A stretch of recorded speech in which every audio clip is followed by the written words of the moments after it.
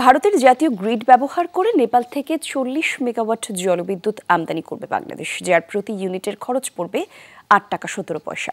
এর বাইরে ট্রান্সমিশন ব্যবহার করার জন্য ভারতকে বাড়তি ফি দিতে হবে। সচিবালয়ে অর্থমন্ত্রী এইচ মাহমুদ আলীর সভাপতিত্বে অনুষ্ঠিত সরকারি ক্রয় সংক্রান্ত মন্ত্রিসভা কমিটির বৈঠকে এই সিদ্ধান্ত নেওয়া হয়। সভায় ২.৫ কোটি লিটার সয়াবিন তেল কেনার প্রস্তাবও অনুমোদন হয়েছে। স্বাস্থ্যকর অল টাইম ফ্যামিলি কেক, সব সময় অল টাইম হেলদি লাইফ। দীর্ঘদিন ধরেই নেপাল থেকে জলবিদ্যুৎ আমদানির পরিকল্পনা বাংলাদেশের। এর অংশ হিসেবে দেশটি থেকে ৪০ মেগাওয়াট জলবিদ্যুৎ আমদানির প্রস্তাব অনুমোদন করেছে ক্রয় সংক্রান্ত মন্ত্রিসভা কমিটি। এ নিয়ে ৫ বছরের জন্য বাংলাদেশ, নেপাল ও ভারতের মধ্যে ত্রিপক্ষীয় চুক্তি করতে যাচ্ছে সরকার।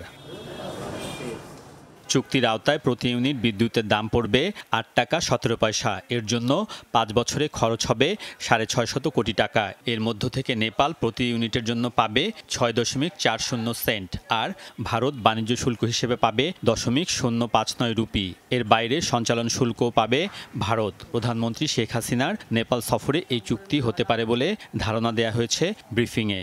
৫ বছরের জন্য এই চুক্তি করা হচ্ছে, যেটা অনুমোদন হলে চুক্তি করা হবে সরাসরি নেপালের সাথে।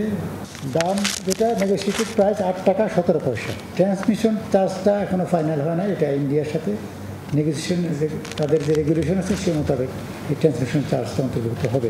ভারতীয় গ্রিড ব্যবহার করে বাংলাদেশের ভেড়ামারাস্ত HVDC স্টেশনের মাধ্যমে নেপাল থেকে এই ৪০ মেগাওয়াট বিদ্যুৎ আমদানি করা হবে। মন্ত্রিসভা কমিটিতে টিসিবির জন্য ২.২০ লাখ লিটার সয়াবিন তেল কেনার সিদ্ধান্ত হয়েছে। স্বল্প আয়ের ১ কোটি পরিবার কম দামে এই তেল কিনতে পারবেন।